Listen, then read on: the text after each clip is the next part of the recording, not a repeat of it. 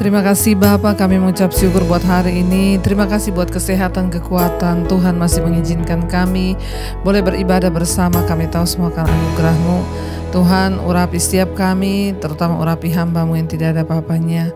Sampaikan isi hati-Mu bagi kami, karena kami perlu firman Tuhan. Kami membuka hati bagi firman-Mu di dalam nama Tuhan Yesus. Haleluya. Amin, amin, amin. Iya saudara, shalom. Saya percaya kita semua dalam keadaan baik, sehat, dan luar biasa. Dan hari ini kita akan langsung saja mendengarkan firman Tuhan yang terambil dari Markus pasal yang keempat, Injil Markus pasal yang keempat, tentang perumpamaan seorang penabur. Hari-hari ini saya percaya tidak ada lain kerinduan kita dan juga kerinduan Tuhan selain melihat iman kita bertumbuh, ya. Iman itu bertumbuh dari firman yang kita dengar, yang ditabur oleh setiap hamba Tuhan yang saudara dengar. Tetapi ternyata ada hal-hal yang dapat menghalangi firman itu bertumbuh. Nah, hari ini kita akan belajar perumpamaan tentang seorang penabur. Ayat yang pertama berkata, Injil Markus 4 ayat yang pertama, pada suatu kali Yesus mulai pula mengajar di tepi danau. Maka datanglah orang banyak yang sangat besar jumlahnya mengerumuni dia, sehingga ia naik ke sebuah perahu yang sedang berlabuh lalu duduk di situ. Sedangkan orang banyak itu di darat di tepi danau itu. Ayat 2, dan ia mengajarkan banyak hal dalam perumpamaan kepada mereka. Dalam ajarannya itu ia berkata kepada mereka. Ayat 3, dengarlah,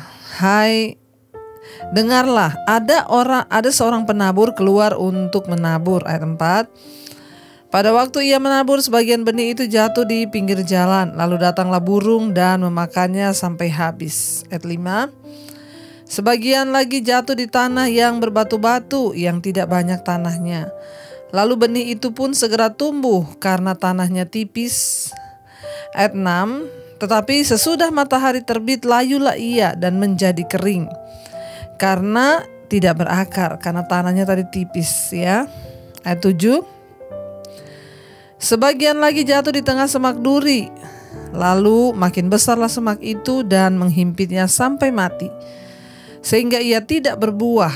Ayat 8, dan sebagian lagi jatuh di tanah yang baik, ia tumbuh dengan suburnya dan berbuah. Hasilnya ada yang 30 kali lipat, ada yang 60 kali lipat, ada yang 100 kali lipat. Ayat 9, dan katanya, siapa mempunyai telinga untuk mendengar, hendaklah ia mendengar. Ketika ia sendirian, pengikut-pengikutnya dan ke-12 murid itu menanyakan dia tentang perumpamaan itu. Jawabnya, kepadamu telah diberikan rahasia kerajaan Allah. Tetapi kepada orang-orang luar segala sesuatu disampaikan dalam perumpamaan. Ayat 12, supaya sekalipun melihat, mereka tidak menanggap. Sekalipun mendengar, mereka tidak mengerti, supaya mereka jangan berbalik dan mendapat ampun. Ayat 13, lalu aku berkata kepada mereka, tidakkah kamu mengerti perumpamaan ini? Kalau demikian, bagaimana kamu dapat memahami semua perumpamaan yang lain? Ayat 14, penabur itu menaburkan firman.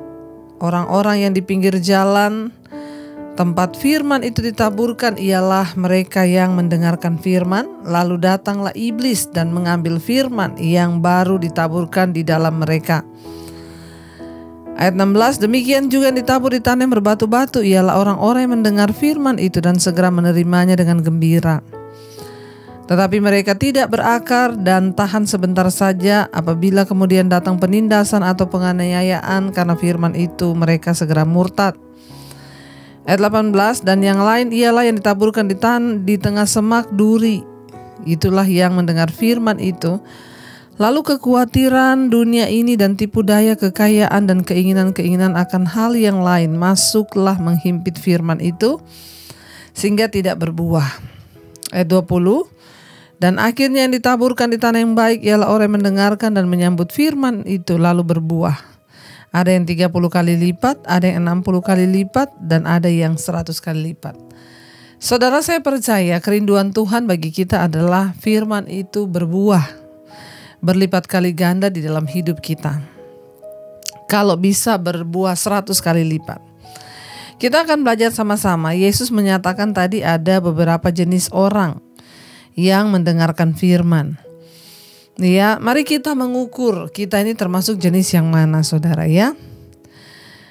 Ayat yang ke-13 Yesus berkata kepada mereka, "Tidakkah kamu mengerti ya perumpamaan ini? Kalau demikian bagaimana kamu dapat memahami semua perumpamaan yang lain?" Ayat 14. Penabur itu menaburkan firman, ya. Ayat 15. Orang-orang yang di pinggir jalan tempat firman itu ditaburkan ialah mereka yang mendengar firman, lalu datanglah iblis dan mengambil firman yang baru ditaburkan di dalam mereka. Tipe yang pertama, orang Kristen yang pertama adalah orang Kristen pinggir jalan. Orang Kristen pinggir jalan ini adalah orang yang mendengarkan firman, ya, tiap hari dengar firman, tiap hari dengar di YouTube. Ya, tetapi ketika firman itu ditaburkan, ya, mereka mendengar. Lalu datanglah iblis mengambil firman yang baru ditaburkan di dalam mereka. Ingat saudara, ya, kita punya musuh di dalam pengiringan kita pada Tuhan, yaitu iblis. Iblis itu suka mencuri firman. Makanya kita harus memperkatakan firman. Ketika kita memperkatakan firman, maka telinga kita mendengar, otak dan alam bawah sadar kita menyimpan firman itu. Sehingga tidak mudah dicuri iblis. Ada orang-orang saudara yang baru dengar firman, ditanya tadi dengarnya apa? Nggak tahu, lupai, apa ya? Tadi ayatnya di mana ya? Apa ya tadi ya? Ada, ini orang-orang yang itu memang gak niat. Jadi waktu dia dengar, tapi hatinya itu tidak di situ. Makanya iblis datang langsung disaut, dicuri. Ya, dia gak ingat apa-apa. Ya, belum beralih loh dari tempat ibadah loh. Masih di tempat itu, tanya tadi firmannya apa? Kamu ingat gak ayatnya? Apa ya? Tentang apa ya? Kita kan sering menemukan orang seperti ini, saudara. Di hari-hari terakhir ini kita harus berbuah loh. Jangan sampai saudara menjadi jenis orang Kristen pinggir jalan. Ya, coba kalau itu kita bilang, aduh Tuhan, itu aku, ampuni aku Tuhan. Baru dengar firman, udah lupa ayatnya tadi apa. Udah dicuri iblis di bawah terbang. Baru dengar firman, ya udah gak ingat tadi apa ya yang disampaikan. Mungkin karena mikir abis ini mau makan apa, mungkin karena mikir yang lain, jadinya dia tidak konsen pada firman itu. Ini namanya orang Kristen pinggir jalan. Dengar firman iya, rajin, tapi pikirannya gak di situ. Makanya lupa, baru dengar, masih di tempat ibadah, tanya tadi firmannya apa, di mana, tahu, lupai. Nah, ini berarti Anda termasuk Kristen pinggir jalan. Iya, kalau itu kita bilang, Tuhan ampuni aku Tuhan, ampuni aku Tuhan. Mulai sekarang aku akan mendengarkan firman, aku akan fokus pada firman, aku mau. Jadi kalau kita tuh dengar firman saudara harus sungguh-sungguh fokus. Siap apa yang disampaikan oleh hamba Tuhan, oh gitu ya, oh ternyata. Nah itu Roh Kudus akan bekerja memberikan kita pemahaman. Tapi kita dengar firman, tatapan kita kosong. Lihat sih di TV itu, lihat di YouTube, lihat. Tapi gak tahu pikirannya ada di mana, melongo, bengong. Iblis datang curi, kan gak ada gunanya. Kita sudah dengar firman lama-lama, gak dapat apa-apa. Jangan jadi Kristen pinggir jalan. Ya, jangan mau saudara. Katakan, Tuhan hari ini aku mau berubah. Aku mau jadi orang yang mendengarkan firman, fokus pada firman. Bahkan aku memperkatakan firman dan melakukannya sehingga iblis tidak bisa mencuri firman itu. Lalu yang kedua saudara, ya. Yang pertama tadi dikatakan saudara, ya tadi kan ayat 15, orang-orang yang di pinggir jalan itu, ya tempat firman itu ditaburkan, ialah mereka yang mendengar firman, lalu datanglah iblis dan mengambil firman yang baru ditaburkan itu dalam diri mereka. Gak ada yang tersisa, makanya gak ada yang tahu apa yang dibahas tadi, lupa. Ayat 16, demikian juga yang ditabur di tanah yang berbatu-batu, ya. Mereka itu ialah orang-orang yang mendengarkan firman itu dan segera menerimanya dengan gembira. Nah ini Kristen tanah batu-batu ini. Iya, Kristen yang tanah berbatu-batu. Iya, dia itu mendengar firman, gembira dia. Ya, segera menerimanya dengan gembira. Yes, Dengar ada firman yang, maka Tuhan berkata, engkau akan diberkati. Yes, gembira dia. Apalagi itu yang menjawab, yang dia senang-senang. Wah, engkau pasti diberkati, engkau pasti sembuh, engkau pasti gini, usahamu berlipat kali ganda. Yes, diterima langsung. Gembira dia terima yang begitu. Ayat 17, tetapi mereka tidak berakar dan tahan sebentar saja. Ya, cuma 1 hari 2 hari itu firman bertahan. Apabila kemudian datang penindasan atau penganiayaan karena firman itu, mereka segera murtad. Ya, ditanya Yesus atau mati. Ya, mau pilih mana? Kalau kamu pilih Yesus, kamu mati. Tapi kalau kamu mau tinggalin Yesus, kamu hidup. Atau tidak usah bicara yang seperti itulah. Waktu kita dengar firman jangan khawatir, kita percaya jangan khawatir karena Tuhan pasti menolong. Tiba-tiba datang masalah saudara, datang pencobaan, khawatir menghimpit firman itu, akhirnya kita takut. Ya, persoalan datang nih, penindasan datang ini. Ya, akhirnya kita lupa dengan semua yang sudah kita perkatakan. Kita lupa bahwa Dia Tuhan yang Maha Tahu, kita lupa memperkatakan bahwa Dia Tuhan yang luar biasa. Ini jenis yang kedua adalah Kristen batu-batu nih, Kristen tanah berbatu-batu. Cepat dengar firman, senang dengar firman, tapi ketika datang penindasan, aniaya, dia segera lupa, ya, hanya tahan sebentar saja karena tidak berakar. Ya, apabila datang penindasan dan aniaya karena firman itu, mereka segera murtad. Jangan ada satupun dari kita yang murtad, apalagi di hari-hari terakhir ini, penindasan, tekanan, persoalan rasanya begitu berat bertubi-tubi. Tetaplah percaya, peganglah firman Tuhan. Ayat yang ke-18 berkata, dan yang lain ialah yang ditaburkan di tengah semak duri. Itulah orang yang mendengarkan firman itu, lalu kekhawatiran dunia ini dan tipu daya kekayaan dan keinginan-keinginan akan hal yang lain masuklah menghimpit firman itu sehingga tidak berbuah. Ya, ini adalah jenis orang Kristen semak duri. Dia mendengar firman, dia menerima firman, tetapi lalu datang kekhawatiran, tipu daya kekayaan dan keinginan-keinginan akan hal yang lain masuk dalam hidupnya lalu menghimpit firman. Ternyata saudara, ada hal-hal yang dapat menghimpit firman itu bertumbuh dalam hidup kita. Yang pertama apa? Kekhawatiran. Orang itu ketika khawatir, kecillah kekuatanmu. Engkau takut, kecil kekuatanmu. Orang khawatir itu berarti gak percaya pada Tuhan.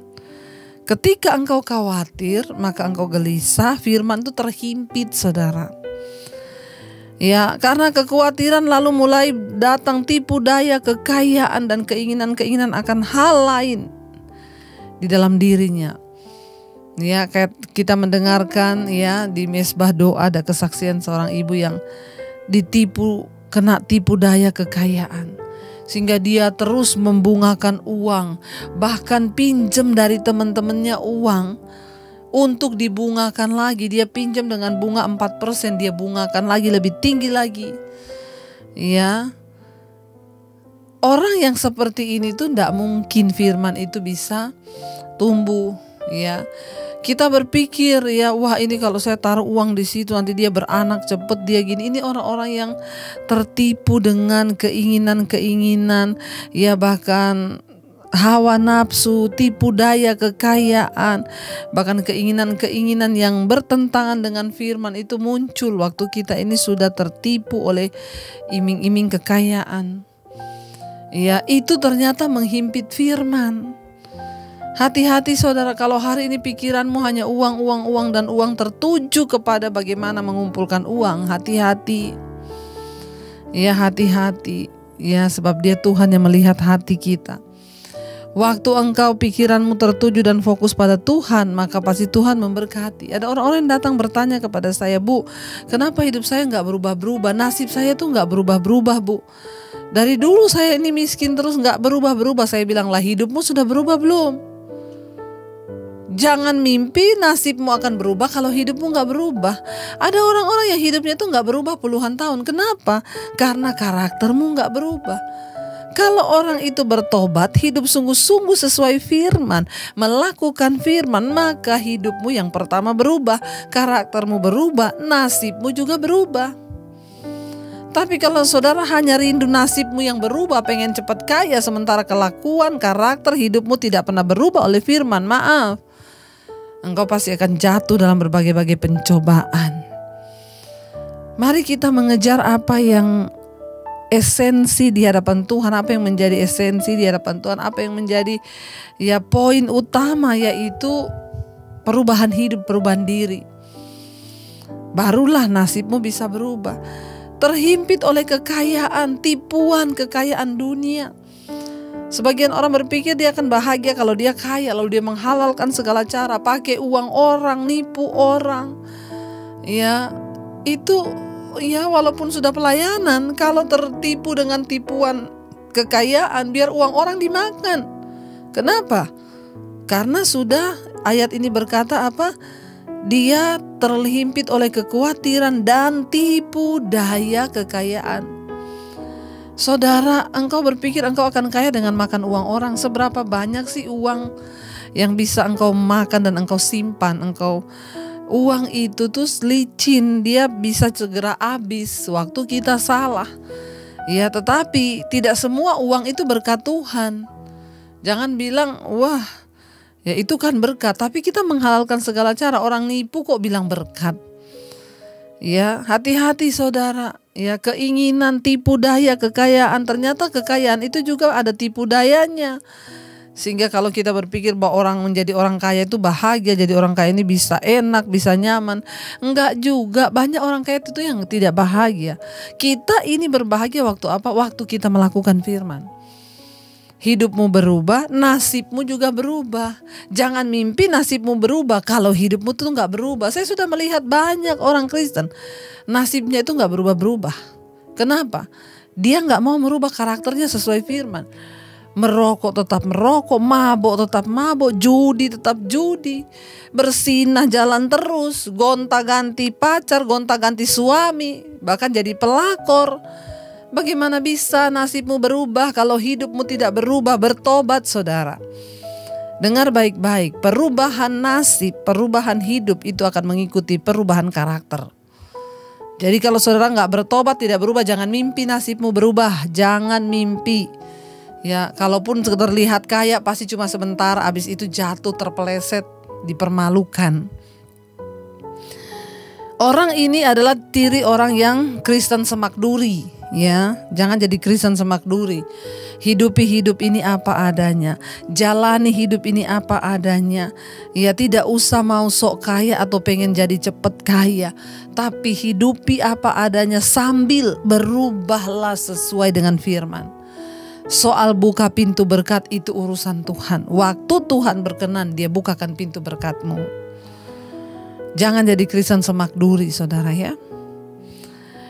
Ayat yang ke-20 berkata, dan akhirnya yang ditabur di tanah yang baik ialah orang yang mendengar firman, menyambut firman itu lalu berbuah.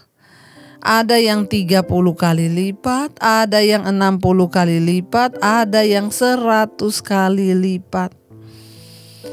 Tergantung saudara sekarang mau pilih yang mana. Mau jadi Kristen pinggir jalan, mau jadi Kristen tanah yang berbatu-batu, mau jadi Kristen semak duri, atau mau jadi Kristen tanah yang baik, yang ditabur di tanah yang baik. Hatinya itu suci, tidak ada iri hati, tidak ada kepahitan, tidak ada amarah. Tanah hati kita tuh kudus, tidak ada dendam. Waktu firman ditabur, ini tanah baik. Waktu tanahmu baik, ini akan tumbuh bahkan berbuah. Berbuahnya 30 kali lipat, 60 kali lipat, ada yang 100 kali lipat. Makanya ketika orang ini berbuah, semua orang akan melihat, wow, hidupnya berubah ya. Dulu dia itu tukang marah-marah loh. Dulu itu pemabok itu. Wah, itu dulu tukang gonta-ganti laki-laki. Wah, itu dulu tukang gonta-ganti. Wah, itu dulu suka jadi pelakor. Sekarang berubah loh. Kenapa? Berbuah firman itu. Tidak ada guna engkau mendengar firman kalau firman itu tidak berbuah. Karena itu saudara, di hari-hari yang terakhir ini mari kita persiapkan hidup kita. Kita menjadi Kristen di tanah yang baik. Hati kita nih loh kudus. Supaya ketika firman ditabur, firman tertanam, bertumbuh, menghasilkan buah 100 kali lipat. Dengar baik, waktu firman itu bertumbuh, menghasilkan buah, hidupmu berubah, karaktermu berubah, maka pasti nasibmu berubah. Coba praktekkan firman Tuhan. Saya ini saksi dari setiap kebenaran firman Tuhan yang saya hidupi, saya alami, dan saya amini. Itu sungguh-sungguh terjadi dalam kehidupan saya. Percayalah saudara, ketika engkau rindu untuk melakukan firman, hidupmu berubah. Mari kita renungkan firman ini. Kami percaya Tuhan, firman-Mu itu tidak pernah berubah. Kamilah yang harus mempersiapkan tanah hati kami, supaya ketika kami mendengar atau kami menerima taburan firman, firman itu bisa bertumbuh. Karena kami percaya firman-Mu tidak pernah berubah. Kuasanya itu masih sama. Kamilah yang harus berubah Tuhan.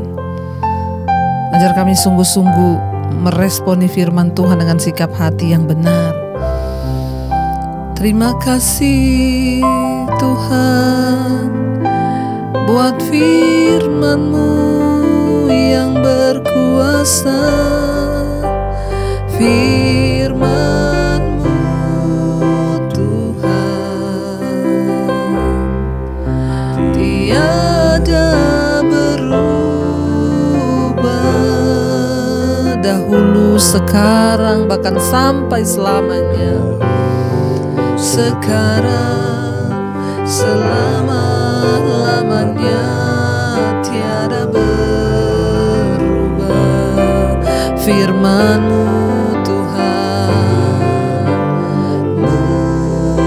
Tuhan, penolong hidupku, penolong hidupku.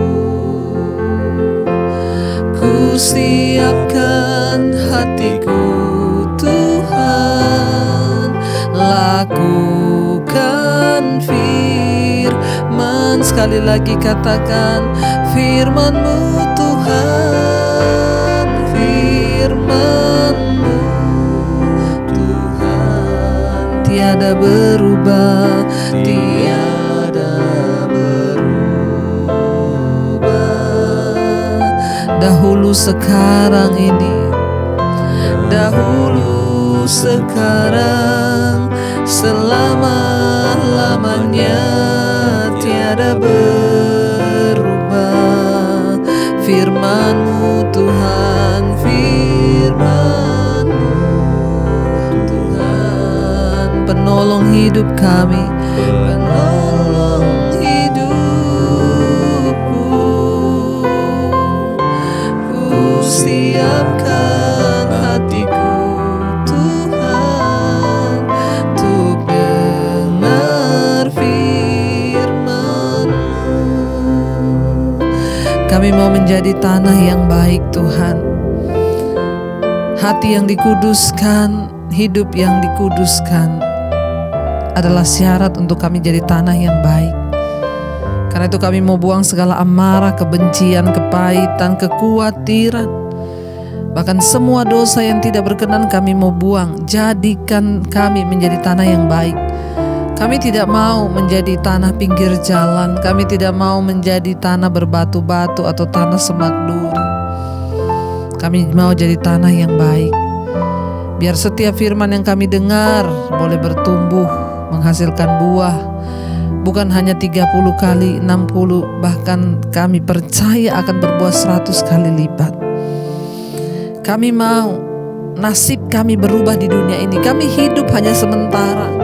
Kami tidak mau nasib kami begini-begini saja. Karena karakter kami tidak berubah, makanya nasib kami juga tidak berubah. Kami mau merubah karakter kami Tuhan, menjadi seperti firman-Mu. Ajar kami taat dan setia melakukan firman Tuhan. Ini hidup kami Tuhan. Hamba berdoa untuk setiap mereka yang hari ini mendengarkan firman. Jadikan tanah hati mereka tanah yang baik. Segala amarah dibuang, kekecewaan, kepahitan dibuang, kekhawatiran, ketakutan dibuang. Yang ada hanyalah iman percaya pada Tuhan. Berkati anak-anak-Mu yang setia mengikuti ibadah online Tuhan. Biarlah Engkau turut bekerja mendatangkan kebaikan atas setiap hidup mereka. Kami percaya firman-Mu tidak berubah, kamilah yang harus berubah. Terima kasih Bapa, hari ini yang sakit Engkau sembuhkan, yang beban berat Engkau berikan kelegaan. Ketika kami percaya dan komitmen melakukan firman Tuhan, maka Engkau turut bekerja mendatangkan kebaikan. Berkati setiap anak-anak-Mu, mereka yang sakit Engkau sembuhkan. Terima kasih buat setiap kebaikan dan berkat-berkat-Mu atas hidup kami. Kami terus membawa bangsa negara kami, Indonesia, kami serahkan ke tangan Tuhan. Engkau turut bekerja mendatangkan kebaikan di bangsa ini. Terima kasih buat hari ini Bapa. Terima kasih Tuhan. Kami mengucap syukur. Mari buka hati dan tanganmu saudara untuk menerima berkat Tuhan. Diberkatilah engkau dalam kehidupanmu, diberkati rumah tanggamu, diberkati kesehatanmu, diberkati keuanganmu. Jadilah berkat bagi banyak orang di sekelilingmu. Terimalah kiranya berkat dari Allah Bapa, cinta kasih Tuhan Yesus Kristus, penyertaan Allah Roh Kudus menyertai hidupmu mulai dari hari ini, bahkan sampai kali yang kedua Tuhan Yesus datang menjemput kita, namamu tercatat dalam kitab kehidupan. Dalam nama Tuhan Yesus yang percaya diberkati, katakan bersama, amin, amin, amin. Tuhan Yesus memberkati, shalom.